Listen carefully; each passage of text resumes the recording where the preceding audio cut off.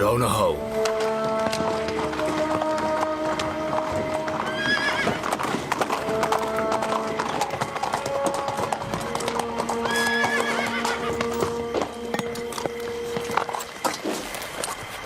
কে তুমি?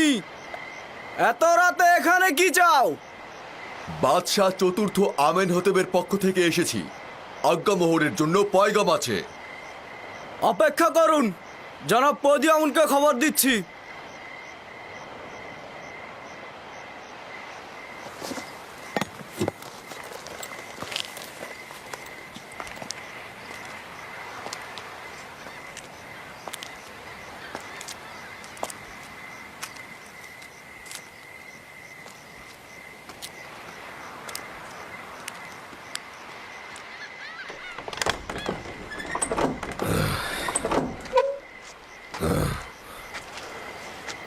কি হয়েছে? এত রাতে এখানে কি চাও?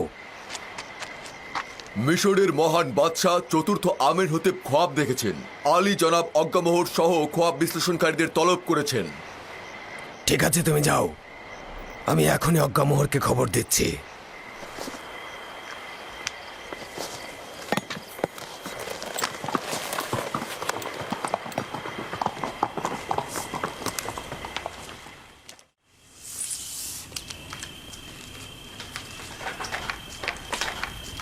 আলী জনাব, আমি না হয় গিয়ে হরেনহবকে বলবো আপনি বিমারির কারণে বাদশার রাজ দরবারে যেতে সক্ষম হচ্ছেন না। না না, প্রতিবার আজ পর্যন্ত নিজের প্রভুর ফরমান পালনে এক মুহূর্ত অজুহাত দেখায়নি। এখন কি করে দেখাবে? আর অসুস্থতা, এটা তো একটা নিছক বাহানা। বিষয়টা কি সেটাই বলো। জানি না, হরেনহব বলছিল গুরুত্বপূর্ণ তলব। দেখেছো অর্ধরাতে কিভাবে আমাদের ঘুম হারাম করে দিল। এত রাতে আমাদের বিরক্ত না করে সকালবেলায় তো তার খোয়াবের ব্যাখ্যা চাইতে পারতেন। কয়েকজন খোয়াব ব্যাখ্যাকারীকে খবর দাও আর অতি দ্রুত আমার সঙ্গে দেখা করতে বলো। যাও, দ্রুত করো, যাও। ঠিক আছে আলী জনাব।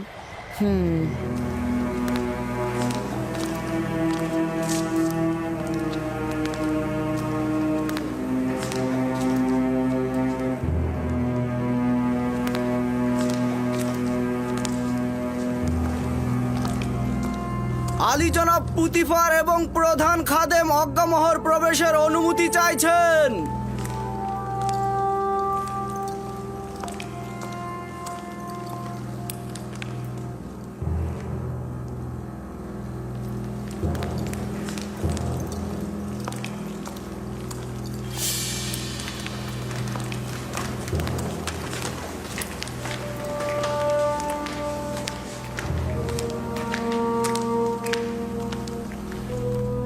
দরুদ মহামান্য বাদশাহ জনাব আমেন হতেবের জওয়ান। দরুদ আপনাদের উপরেও। মহামান্য বাদশাহ, আমি চিন্তিত ছিলাম। আপনার কি হয়েছে?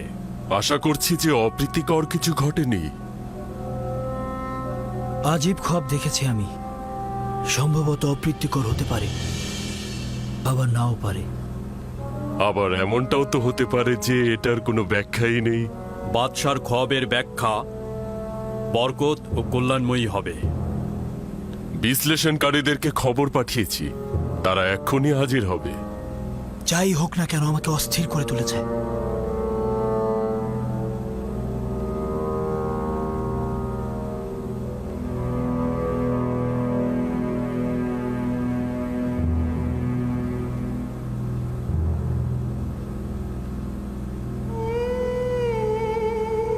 ইরানুস, তোমার খোয়াবের ব্যাখ্যা হচ্ছে এই যে 3 দিন পর তুমি তোমার পূর্ব পেশায় ফিরে যাবে এবং আমিন হতেবের সাক্ষী হিসেবে সম্মান ও মর্যাদা পাবে। ইরানুস। জি জি জি জি আলী জনাব। তুই কি আমার শরাব দানকারী সাকি নস? জি জি জি আলী জনাব, আপনার খেদমতে হাজির জনাব। তাহলে শরাব কোথায়? আর আবু পিস, তুমি 3 দিন পর শাস্তি স্বরূপ ফাঁসি কাষ্ঠে ঝুলবে। তোমাকে ঝুলিয়ে রাখা হবে আর পাখিরা তোমার দেহ ঠুকরে ঠুকরে খাবে। ইউজারসিফ,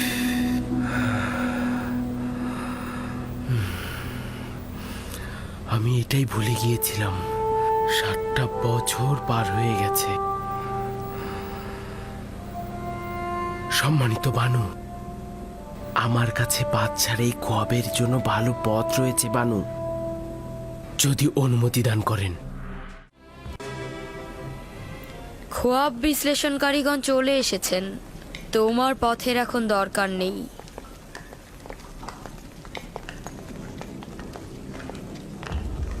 দরুদ মিশরের বাদশাহ মহান প্রভু আমেনহতেব। এরা মিশরের সর্বশ্রেষ্ঠ খোয়াব ব্যাখ্যাকারী এবং জ্যোতিষী। আমি মহামান্য বাদশাহর কাছে তাগাদ করছি খোয়াবের বর্ণনা করতে, যাতে তারা ব্যাখ্যা দিতে পারে। আমি দেখলাম 7টি মোটা তাজা গরু প্রবল ঘূর্ণিঝড়ের মধ্যে নীল নদের ভেতর থেকে উঠছে। তীরে এসে ঘাস খেতে লাগলো। এরপর নীল নদ শুকিয়ে গেল এবং তার ভেতর থেকে শুকনো সার বের হয়ে এলো এবং মোটা সারটিকে গিলে ফেললো।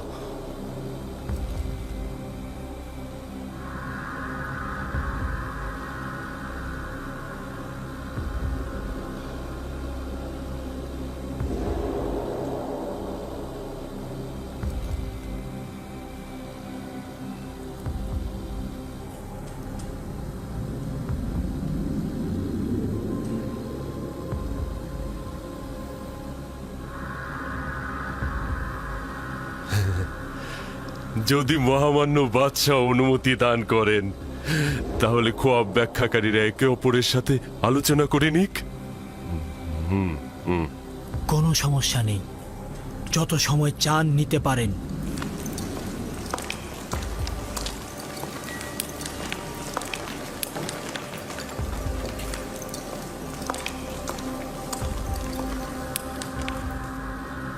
খোয়াবটা শুনে মনে হলো এর গভীর নিশানা রয়েছে। আপনারা কি এর ব্যাখ্যা দিতে পারবেন?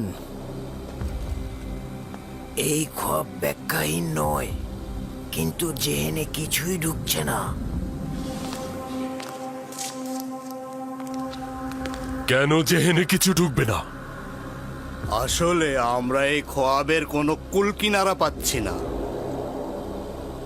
তাহলে বলে দাও এটা বিশৃঙ্খল খোয়াব, ব্যাখ্যা নেই। হ্যাঁ হ্যাঁ, এরকমই বলতে হবে।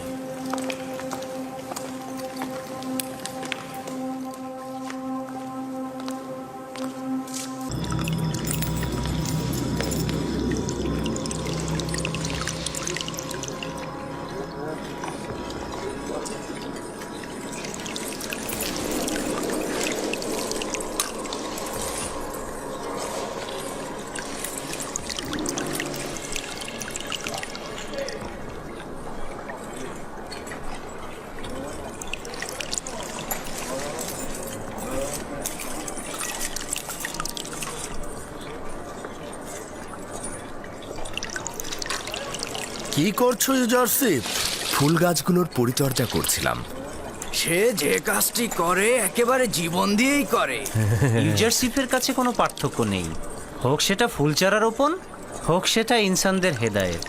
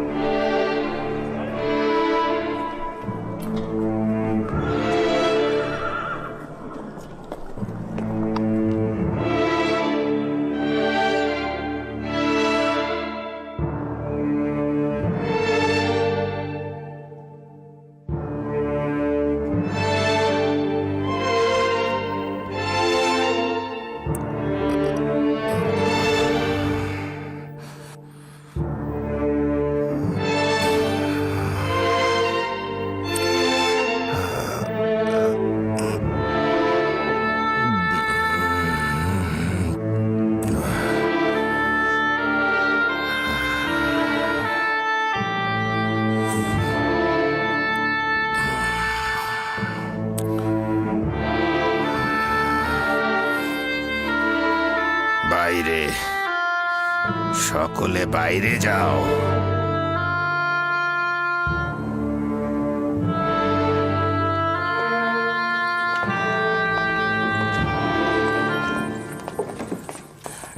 শোনোনি, আমি বলেছি সকলে বাইরে যাও। তুমি না, তুমি থাকো শুধু।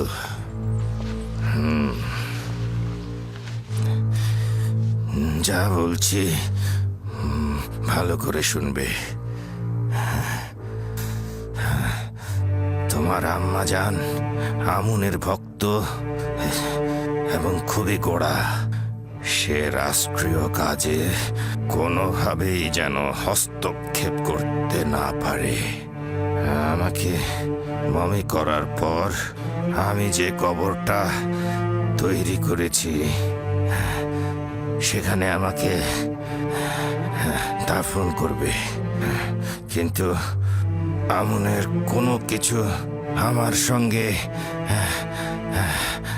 দিয়ে দেবে না। কারণটা হলো এই যে আমি আমন খোদাকে বিশ্বাস করি না। আর একটা কথা, আমনের খাদেমগণ বিপজ্জনক, আর আমনের খাদেমগণ আইন নিজেদের ভোগে ব্যবহার করেন আর নিজেদের লাভের জন্য তারা যে কোনো ধরনের কাজ করতে পারে। তাদের বিশ্বাস করবে না। তাদের জোরালো সুপারিশ পুতিফারকে জানাবে। সে বিশ্বাসের খেয়ানত করবে না। তোমার আম্মাজানকে সম্মান করবে কিন্তু বিশ্বাস করবে না। তোমার স্ত্রী নেফ্রদিতিকে ভালোবেসো। তুমি একাধিক সন্তানের অধিকারী হবে। আমি চাই না আমার বংশ নির্বংশ হোক। আর আমার মিশরের ঐতিহ্যকে সমুন্নত রেখো, বিলুপ্ত যেন না হয়ে যায়, বিলুপ্ত না হয়ে যায়।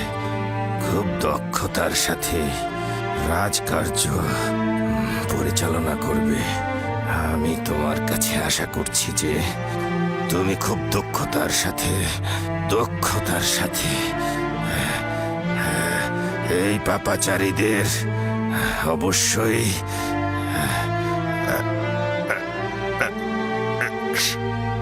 শাস্তি প্রদান করবে। খোদা হাফেজ।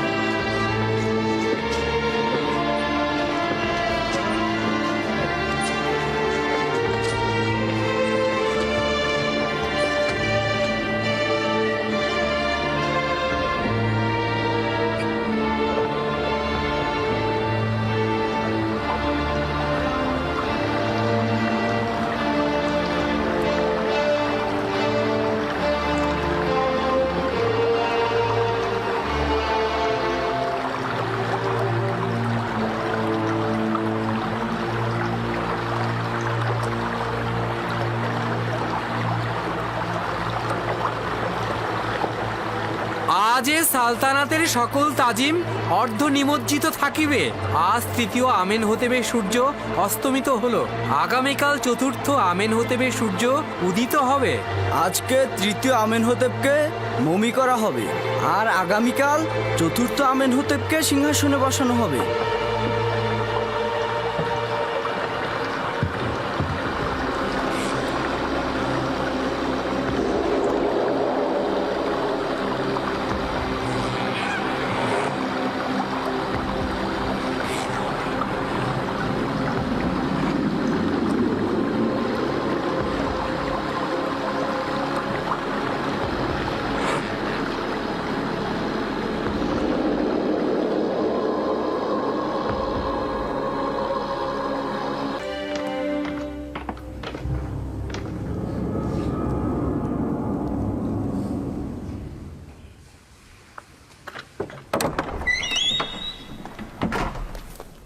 ইরানুস, ইরানুস কোথায়?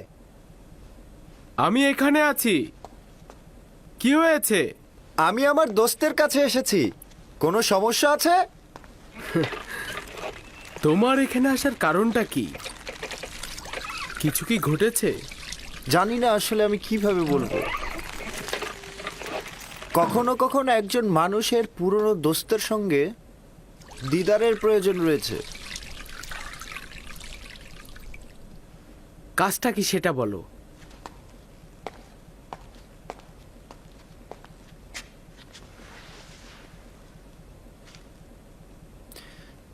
জানো ইরানুস, আমি ধর্মভীরু একজন মানুষ। খোদাগণের প্রতি অবজ্ঞা আমি সহ্য করতে পারবো না, বিশেষত আমনের সম্পর্কে। এক্ষেত্রে তোমার আর আমার ভাবনা তো একই। কেউ কি আমনকে অমর্যাদা করেছে? হ্যাঁ, তুমি তাকে চেনো এবং তোমার সামনে সে অসম্মান করেছে অনেকবার। আমার ধারণা আমি বুঝতে পেরেছি। বাদশাহ আমেন হতবের কথা বলছো তো? আমরা দুজনেই অসংখ্যবার আমনকে অসম্মান করার সাক্ষী রয়েছি। তো এখন কি করতে পারি? কিছুই করার নেই, কারণ সে আমাদের বাদশাহ এবং আমরা চুপ থাকতে বাধ্য। আফসোস শুধু আমনকে অমর্যাদা করত। তারা আমনের বিরুদ্ধে পদক্ষেপ নিতে চাইছে। তারা আমন পূজারীদের অধ্যায় শেষ করে দিবে। খোদাবান রহম করুক। যদি এটা সত্য হয় তাহলে বড় ধরনের যুদ্ধ লেগে যাবে, হাজার হাজার মানুষ মারা যাবে। তুমি যদি সুযোগ পাও এই যুদ্ধ বন্ধ করার, আমুন ও তার খেদমতগারদের জীবন রক্ষা করার, তাহলে কি তুমি সেটা করবে? অবশ্যই করব, তবে এই যুদ্ধ ঠেকানোর কাজ তোমার আর আমার নয়। আমেন হতবের সৈন্যদল প্রতিহত করা সম্ভব নয়, তবে এই যুদ্ধের ইস্যুটা বন্ধ করা যেতে পারে। নিজের উদ্দেশ্যটা স্পষ্ট করে বলো। আমরা আমিন হতেবের পক্ষ থেকে এই যুদ্ধটা কিভাবে বন্ধ করতে পারি? এ চিন্তাটাই আমার ঘুম হারাম করে ফেলেছে। আমি সমাধানের পথ খোঁজার জন্যই তোমার কাছে এসেছি। সমাধানের পথ? কোন সমাধানের পথ খুঁজছো তুমি? আমি আমিন হতেবের সামনে গিয়ে বলবো আপনি যুদ্ধ করবেন না।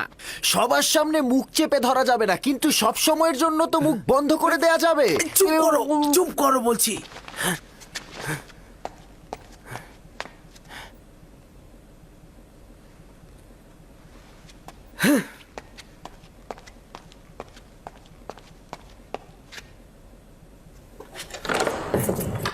পাগলামিটা বন্ধ করো। তুমি কি বুঝতে পারছো যে তুমি কি বলছো? তুমি তো পাগল হয়ে গেছো। ইরানুস, তুমি কি বলনি তোমার দিল চায় আমেনের পতন ও তেবাসের বাসিন্দাদের জীবন রক্ষা করতে? হ্যাঁ, কিন্তু এটা সমাধানের পথ নয়। আমেন হতেব নিজেই অর্ধখোদা পদমর্যাদার অধিকারী। না, সে কখনোই অর্ধখোদা পদমর্যাদার অধিকারী নয়। যদি তাই হতো ইবাদতখানায় কখনোই হামলা করতো না।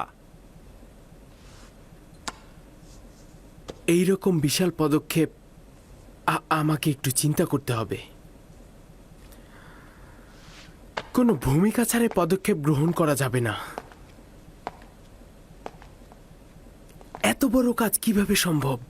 ওই রকম নিরাপত্তা বলয়ের মধ্যে এত ক্ষমতাধর একজন বাদশাকে হত্যা করা সম্ভব নয়। কেন নয়? ওই শারাবের মধ্যেই কিছুটা বিষ মিশিয়ে দিলেই হলো। না শক্তির দরকার, না বাহুবলের। না, আমি খোদার বিরুদ্ধে পদক্ষেপ নিতে পারবো না। তোমার কথা মতো আমেনহোতেপ যদি খোদাও হয় তবুও তার অপরাধ রয়েছে। যদি একজন খোদাকে বাঁচাতে আর একজন খোদাকে মারতে হয়, এতে করে জনগণ যদি বেঁচে যায়, হাজার হাজার মানুষের প্রাণ বাঁচে, এটা কি ভালো না? না, আমার আরো চিন্তা করা দরকার। আমি চিন্তা না করে কোনো কিছুই বলতে পারবো না। এটা বিবেকহীনের মতো হবে। আমাদের হাতে সময় কম। যদি আমেনহোতেপ কাল সকালে যুদ্ধের ফরমান জারি করে, তবে কি অবস্থা হবে বুঝতে পারছো? আমাকে আগামীকাল পর্যন্ত সময় দিতে হবে। আমি আজ রাতে চিন্তা করব।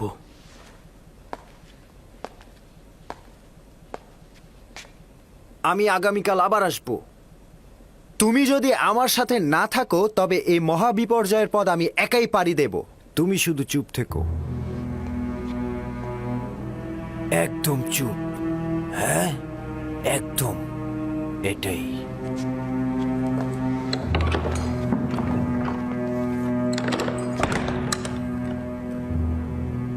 যদি সফল না হই তবে কি? সে যদি খোদার সন্তান হয় তবে আমাদের গোপন পরিকল্পনা বুঝে ফেলবে। আর যদি সফল হই তাহলে পুতিফার ও তার সৈন্যদল আমাদের বন্দী করবে। আমার সহধর্মিনী আমার বাচ্চাদের উপরে কি নেমে আসবে? আর যদি আপুপিস একাই পদক্ষেপ নেয়, ওই সময় আমাকে অপরাধের শরিক হিসাবে পরিচয় দেবে। সেই সময় কি হবে আমি জানি না। না না, আমি জানি না আমার এখন কি করা উচিত। ইরানুস! হ্যাঁ? ইরানুস! কে? কি দরকার? প্রভু আমেনহোতেপ শরাব চাইছেন। হ্যাঁ হ্যাঁ, অবশ্যই। হ্যাঁ, হ্যাঁ, আমি আসছি।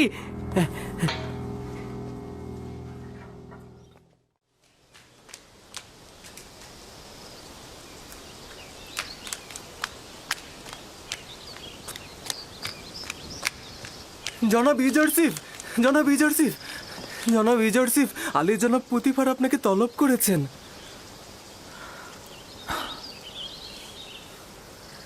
আরে কি হয়েছে? এটা তো আর প্রথম নয় যে জনাব পুতিফার আমাকে প্রথম তলব করছে। তোমার এবং বানু জুলেখার সমস্যার পর এটাই কিন্তু প্রথম তলব। আমার খুব শঙ্কা হচ্ছে। চিন্তা করবেন না, আমি মহান খোদাবন্দের উপস্থিতিতে আর কাউকে ভয় পাই না।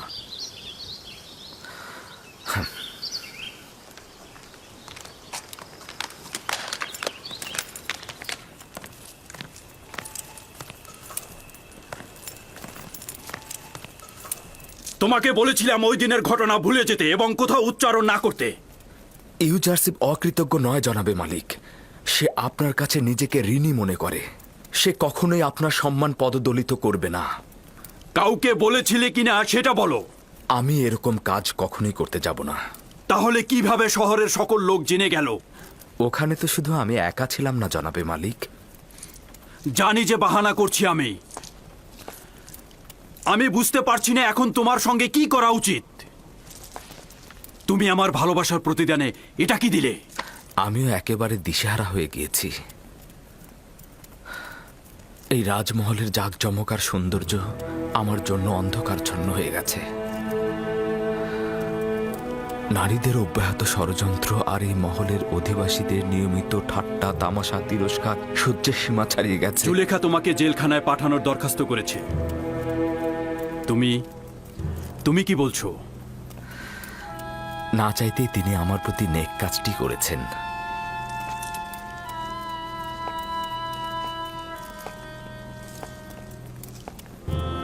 তোমার উদ্দেশ্যটা কি বলো তো? কারাগারে গেলে আমি যেমন তীর্যক ও ব্যঙ্গ বিদ্রুপ কথাবার্তা থেকে মুক্ত থাকব, তেমনি বানু জুলেখাও নিশ্চয়ই এই সকল কার্যকলাপ সব ভুলে যাবে।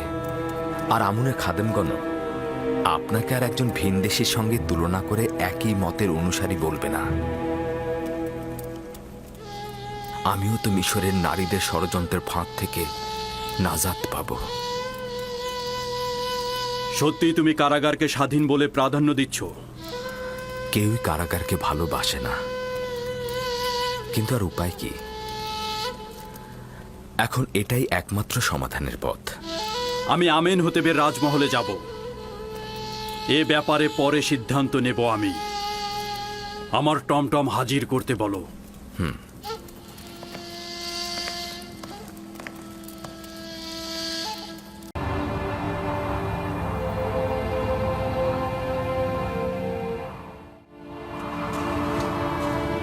ইউসুফ পড়ে গিয়েছে। ইয়াহুদা, সরো সরো। ইউসুফ, ইউসুফ, ইউসুফ, আব্বাজান, ইউসুফ, ইউসুফ, ইউসুফ, ইউসুফ, ইউসুফ। ইউসুফ কোনো সাড়া দিচ্ছে না। কি হয়েছে? সবাই তো এটাই চেয়েছে। সবাই এটা চায়নি, তুই শুধু চেয়েছিস। আমাদের সিদ্ধান্ত এটা ছিল না। তুই প্রথম থেকে ওকে হত্যা করতে চেয়েছিলি। তুই এর ফল ভোগ করবি। আরে তুই তো কাবিলকেও হার মানিয়েছিস। কাবিল ভাইদের সাথে মিলে নিজের ভাইকে হত্যা করেছিল, আর তুই একটা এতিম বাচ্চাকে হত্যা করলি। খোদার অভিশাপ তোর ওপর। আরে যদি অভিশাপ হয় তবে সবাই অংশীদার। তুই নিজের জন্য দায়ী। তাই বেহুদার মতো এক ব্যক্তির উৎসর্গকে আমার ঘাড়ে চাপিও না। এর জন্য আমরা সবাই দায়ী।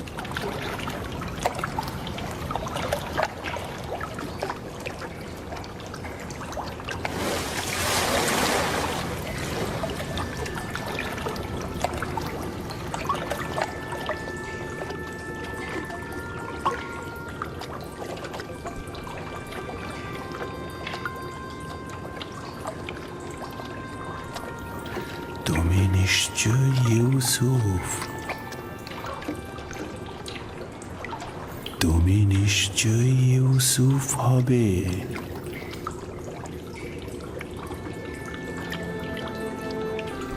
তুমি অবশ্যই বিশ্বাসী ইউসুফ হবে।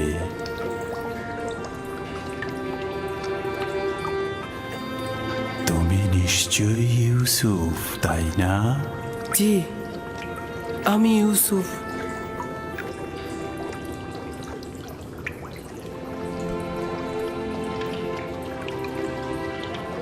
আমি জানতাম তোমার সাথে আমার একদিন অবশ্যই দেখা হবে।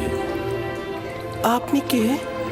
বেটা, আমি হলাম সেই ব্যক্তি যিনি মহাকালের গর্ভে ছিলেন।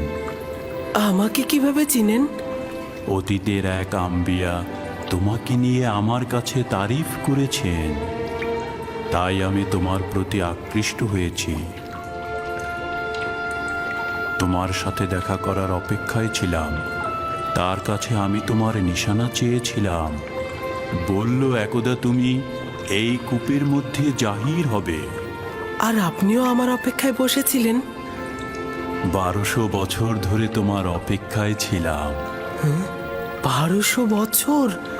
হ্যাঁ, পয়গম্বরের নাজাত দানকারী হিসেবে তোমার আশার ওয়াদা দিয়ে আমাকে বলল, যাও কূপের মধ্যে গিয়ে বসো, একদিন ইউসুফ আসবে এবং আজ কি সেই দিন। আমিও আপনার দেখা পেয়ে আনন্দিত। আমি সকল আম্বিয়ার উপস্থিতি উপলব্ধি করছি। প্রত্যেকেই তোমাকে একটা পয়গাম দিয়েছে।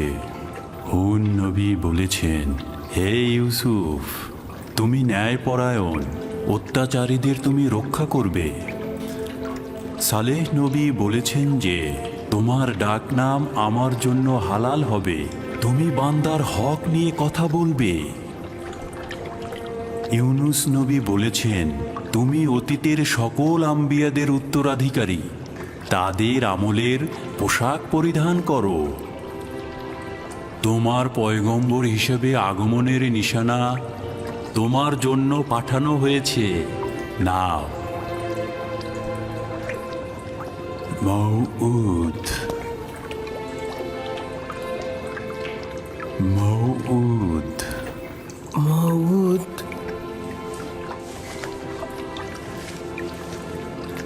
আপনার কাছে শুকরিয়া জ্ঞাপন করছি। এটা মূল্যবান নিশানা।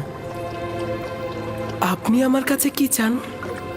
তোমার সাথে মোলাকাতের আরজু ছিল, তোমাকে দেখে খায়েশ পূর্ণ হলো। আর আমার কোনো আরজু নেই। আপনার নসিহত দরকার। আপনি আমার জন্য দোয়া করুন যেন আমি এই সময়ের রহস্য বাধা অতিক্রম করতে পারি। সকল অস্তিত্বের রহস্য তোমার হস্তের মধ্যে। তোমার নসিহতের কি দরকার? কোথায় আছে? অন্বেষণ করো। তোমার প্রতি হস্তে কয়টি জোড়া, কয়টি আঙুল?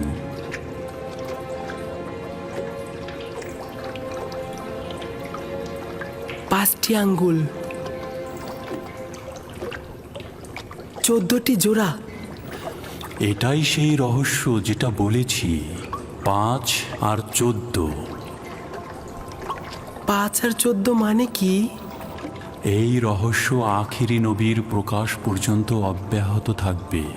সত্তার অস্তিত্বের রহস্য এই দুটি সংখ্যা। এগুলোর কাছে আশ্রয় গ্রহণ করো, আরাম ও নাজাত পাবে।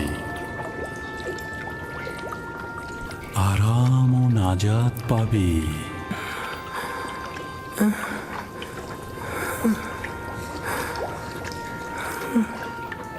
জনাব, জনাব আপনি কোথায় গেলেন?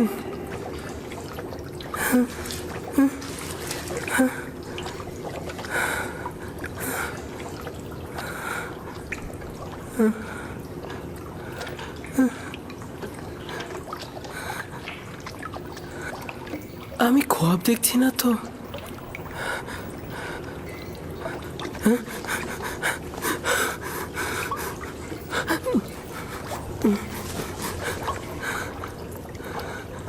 সকল অস্তিত্বের রহস্য তোমার হস্তের মধ্যে।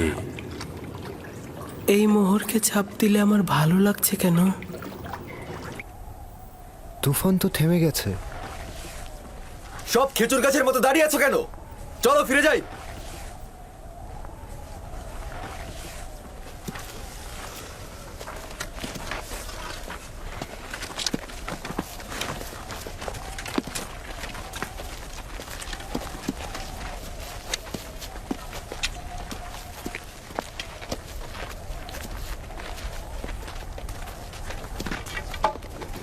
ইউসুফ!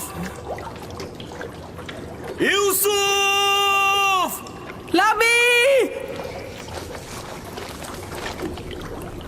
লাবি! লাবি, আমি বেঁচে আছি। সে বেঁচে আছে। ইউসুফ জীবিত আছে। হ্যাঁ?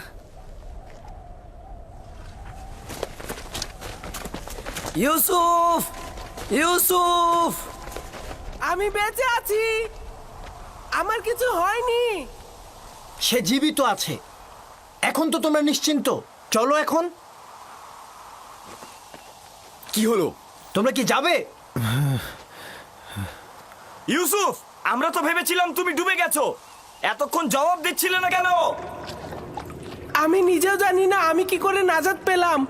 আমাকে বাইরে নিয়ে যাও, আমার খুব ভয় করছে। আমি বাইরে যেতে চাই। আমি এটা পারবো না। তোমার ভাইয়েরা পাষাণ হৃদয়ের, আমাকে এটা করতে দেবে না। ধৈর্য ধরো ইউসুফ, আর খোদার ওপরে ভরসা রাখো। ইউসুফ, আমাদের এখন যেতে হবে। তুমি একদম চিন্তা করো না। আমি খুব দ্রুত তোমার জন্য খাবার ও পানি নিয়ে আসবো।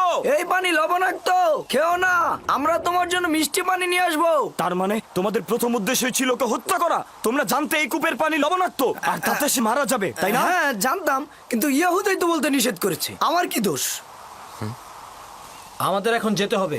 রাস্তা অনেক দূর।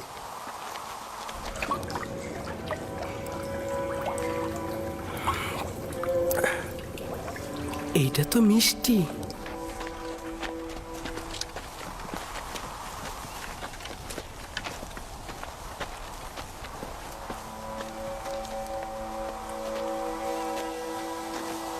সবাই চলে গেছে, আমিও চলে যাচ্ছি। লাবি, আমি ভয় পাচ্ছি। যেতে হবে ভাই আমার। আগামীকাল অবশ্যই আসবো। লাবি! লাবি! লাবি! ইয়াহুদা! শামুন! ফিরে এসো, আমাকে একা ছেড়ে যেও না।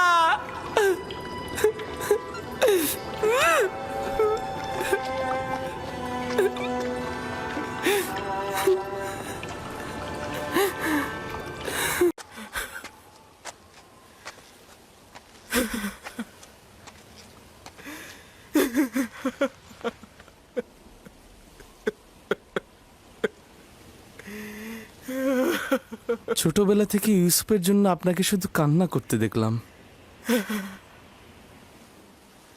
আমার জিন্দেগি হয়তো শেষ হয়ে যাবে, কিন্তু ইউসুফের জন্য আপনার কান্না শেষ হবে না। আমি ওই সন্তানের জন্য হাহাকার করছি বেনিয়ামিন, যে কিনা তোমাদের 11 জনের উত্তরাধিকারী। আমি এমন একজনের জন্য আহাজারি করছি যে কিনা আমার সকল আশা আকাঙ্ক্ষার বাস্তব রূপ দেবে।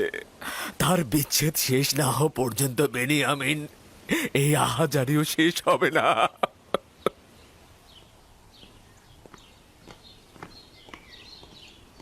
ইউজারসিফকে রাজমহলের তত্ত্বাবধায়ক হিসেবে নিয়োগ দেওয়ার কারণটা কি জানতে পারি আমি?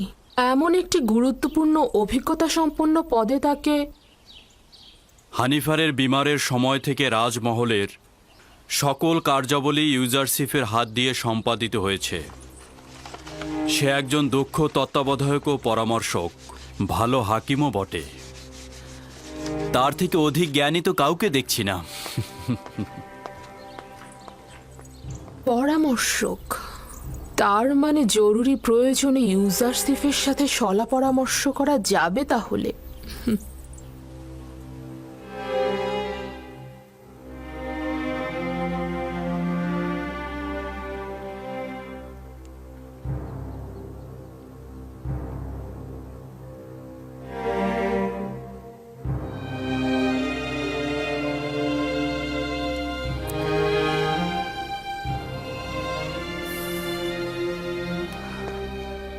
খোদাবন্দ হানিফারকে পরকালে শান্তিতে রাখুক।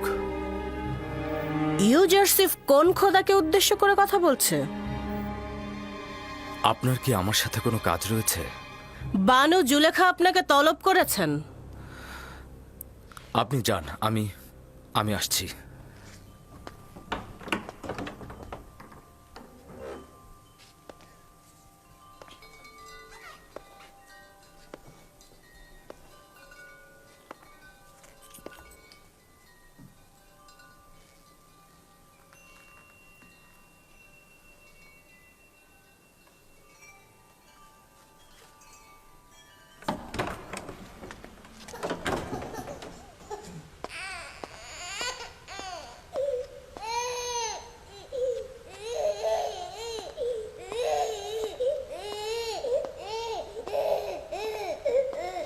কি হয়েছে সিতেনে? কিসেন এরকম কান্না করছে কেন? জানি না জনাব তত্ত্বাবধায়ক, কিন্তু ও কোনোভাবেই শান্ত হচ্ছে না।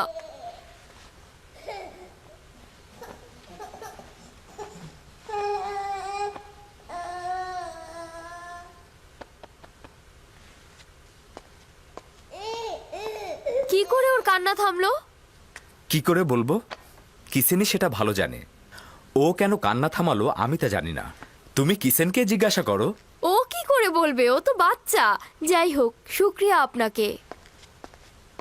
খোদা আপনার হেফাজত করুক। আপনার কি জানা আছে যে সে কোন খোদাকে কবুল করেছে? ইউজারসিফ বলে যে খোদাগণ নিজেদের পোশাকের ফিতে শক্ত করে বাঁধতে পারে না, সে কিভাবে ইউজারসিফের বয়সের একজনকে হেফাজত করবে? তুমি কাফের হয়ে গেছো মেনিসাবু, এসব কি বলছো? না না না, এটা আমার কথা না। আমি বলিনি এটা, ইউজারসিফ বলেছে। এটা ইউজারসিফ বলেছে।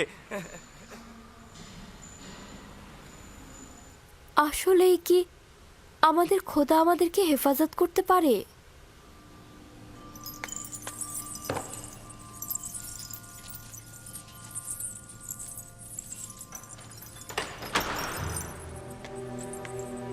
জনাব ইউজারসিফ প্রবেশের অপেক্ষায় আছেন।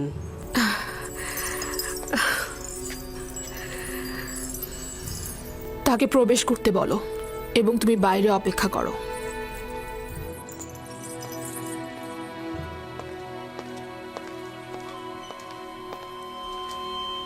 দরুদ আপনার উপর বানু জুলেখা।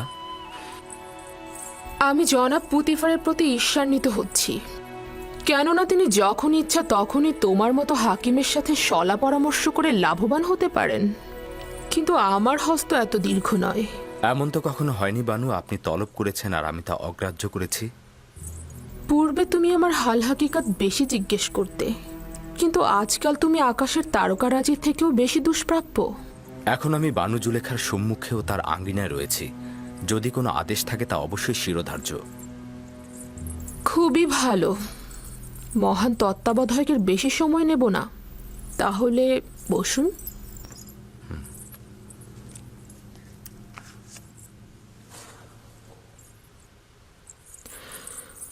বলছিলাম, তেবেসের একজন সম্ভ্রান্ত নারী তার স্বামীর বিশ্বাসের খেয়ানত করেছে।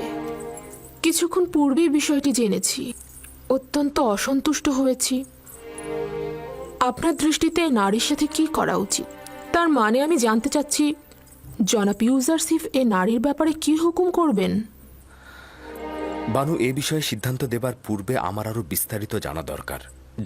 তার বিশ্বাসের খেয়ানত জনসম্মুখে প্রকাশ পেয়েছে কিনা, আর যদি প্রকাশ পেয়ে থাকে তবে তিনি এতে লজ্জিত কিনা, নাকি উনি এটাকে একটা ভুল হিসাবে বিবেচনা করছেন। এই বিশ্বাসের খেয়ানতের পেছনে কোনো স্বর্ণের মোহ ছিল কিনা, নারীটি কারো কানিজ ছিল নাকি স্বাধীন ছিল, তার সন্তান ছিল নাকি তিনি বন্ধা ছিলেন, তার স্বামী তাকে ভালোবাসত নাকি বাসত না, তার স্বামী নিয়মিত ভরণ পোষণ দিতেন নাকি দিতেন না, নারীটি অন্য কোনো কারণে অসুখী ছিলেন কিনা।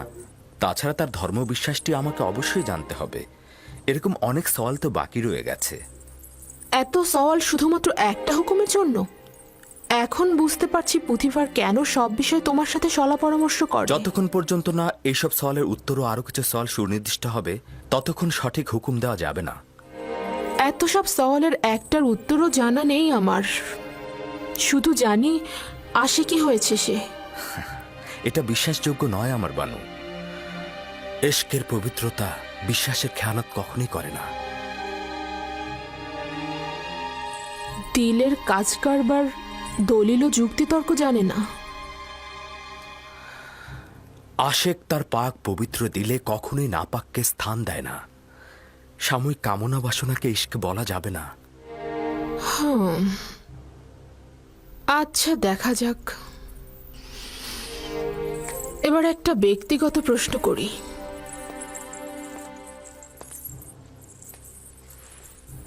কাউকে ভালোবাসো? জি। কে সে? যিনি আমাকে তার ভালোবাসা দিয়ে প্রকৃত মাবুদের দিকে আমাকে ধাবিত করেছেন। আমার আব্বাজান।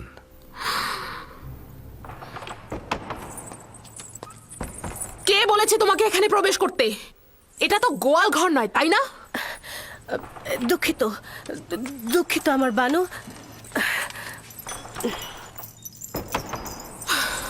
বয়স হয়েছে কিন্তু এখন আক্কেল জ্ঞান হয়নি।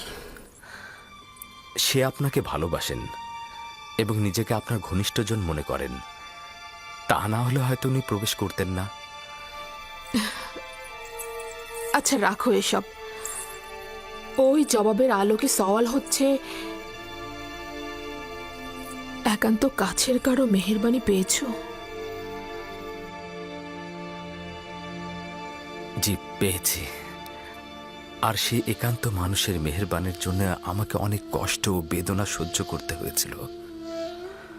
ফুপুজান ফায়েকের আমার প্রতি অফুরন্ত মহব্বতের কারণে আমি ভাইজানদের ঈর্ষায় পরিণত হলাম, এবং আব্বাজানের মহব্বতের কারণে আমাকে গভীর কূপে ফেলে দেওয়া হলো। মহব্বতের কারণেই আমাকে বিচ্ছেদের আগুনে। না না, তুমি আমার কথা বুঝতে পারোনি। আমি জানতে চেয়েছিলাম, কোনো নারীর ভালোবাসা পেয়েছো? না আমার বানু। তবে কখনো কখনো আমার প্রতি তাদের প্রখর দৃষ্টি আমি অনুভব করি, কিন্তু আমি তা এড়িয়ে চলি, লক্ষ্য করি না। খুবই ভালো, আপনি এখন যেতে পারেন। ওই নারীর সম্পর্কে জানতে চাইব। আপনার সাথে আরো সলা পরামর্শ করব আমি।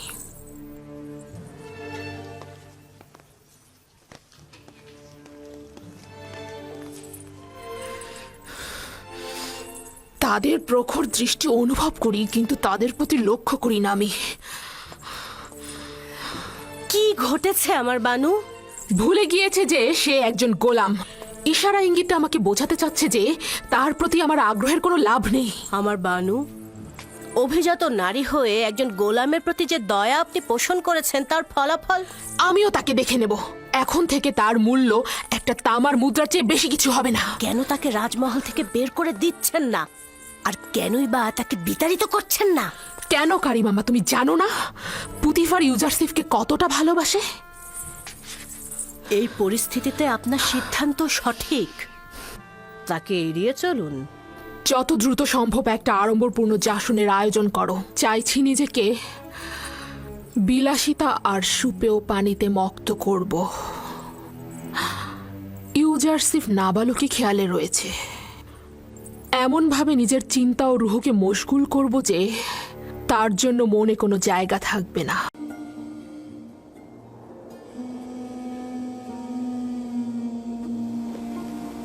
হে কানানের নেকড়ের পাল, তোমাদের বলছি, হে কানানের সমস্ত নেকড়ের পাল, তোমরা নিশ্চুপ কেন? আব্বাজান, নেকড়িগুলো কি কথা বলতে পারে?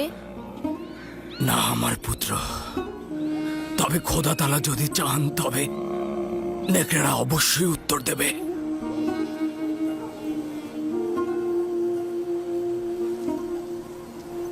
দেখো দেখো আমার পুত্র, ওই যে একটা নেকড়ে, দেখো ওরা আসছে।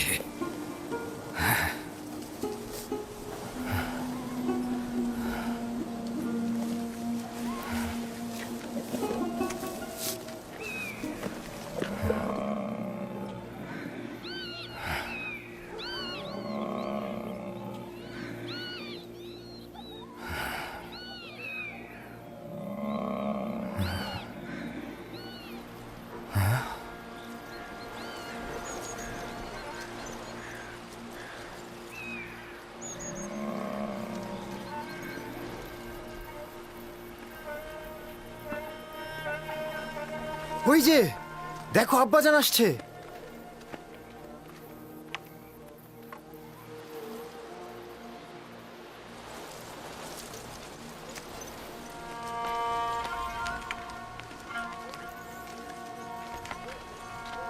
এখনো বলো, তোমরা তোমাদের ভাইয়ের সাথে কি করেছো?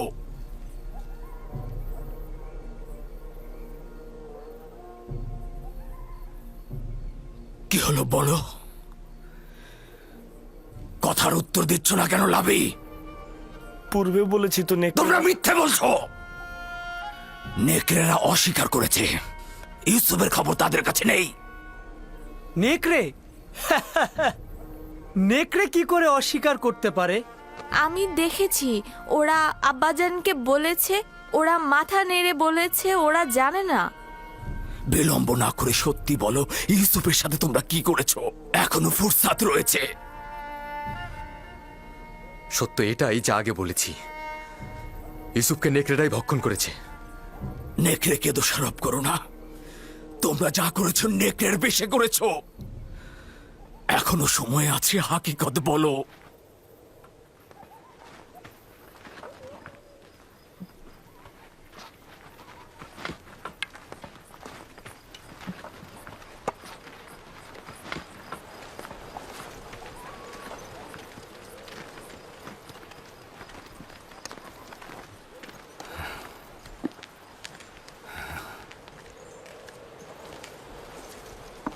খোদা তারা সবাইকে তওবা পড়া ফুরসাত দেন না।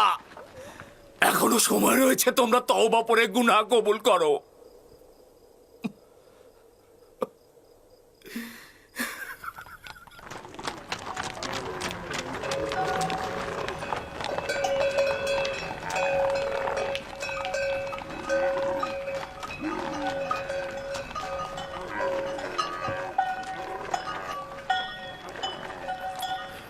আপনার উপর দরুদ বর্ষিত হোক।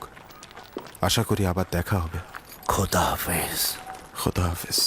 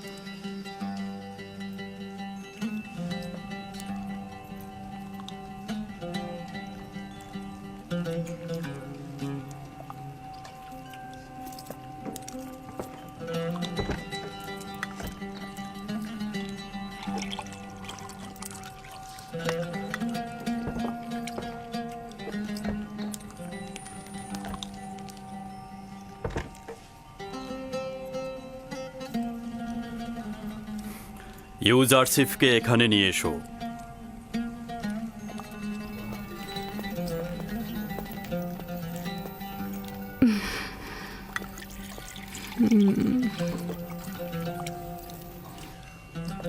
এতদিন তোমার সঙ্গে জীবনযাপন করে আমি উপলব্ধি করলাম যে আমি কখনো সন্তানের অধিকারী হব না। আমি তোমাকে জননীর নিয়ামত থেকে বঞ্চিত করতে চাই না। আমাদের খুব বেশি বছর হয়নি আমরা নিকাবন্ধনে আবদ্ধ হয়েছি। কে জানে ভবিষ্যতে আমরা সন্তানের অধিকারী হতেও পারি।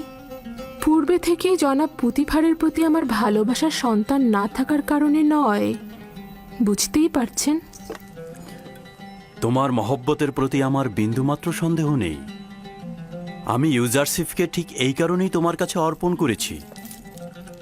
আমি জানি এরকম একটা সন্তান তুমি যদি পাও তবে তুমি এতে অবশ্যই আনন্দিত হবে।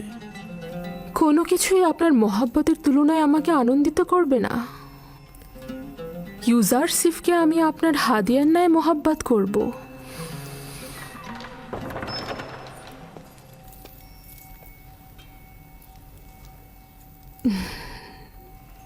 ভাবছি আমরা যদি কখনো সন্তানের অধিকারী হই তবে সে ইউজারসিফের মতো সুদর্শন ও বুদ্ধি সম্পন্ন হবে। আমার মনে হয় সে ইউজারসিফের মতো তীক্ষ্ণ বুদ্ধিসম্পন্ন নাও হতে পারে। তুমি এমন কি করেছো যে বানু জুলেখা তোমার এত তারিফ করছে?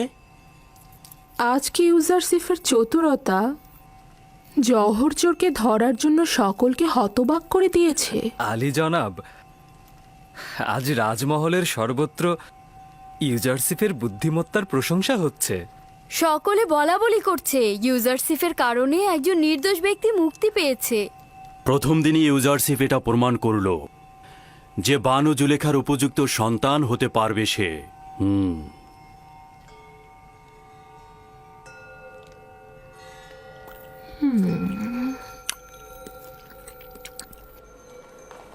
আমি নিজে শুনেছি ইউজারসিফকে সন্তান হিসেবে গ্রহণ করার সিদ্ধান্ত হয়েছে। তাই নাকি? জুলেখা কি সত্যি সত্যি এই সিদ্ধান্ত মেনে নিয়েছে? না, মুখে কিছু বলেনি, তবে রাজি আছে মনে হলো।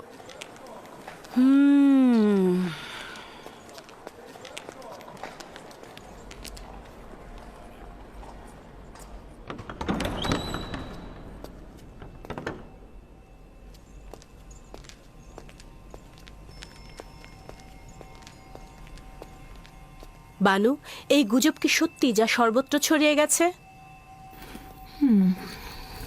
কি ইউজারসিফের সম্পর্কে? অনুমান করলাম ইউজারসিফই হবে।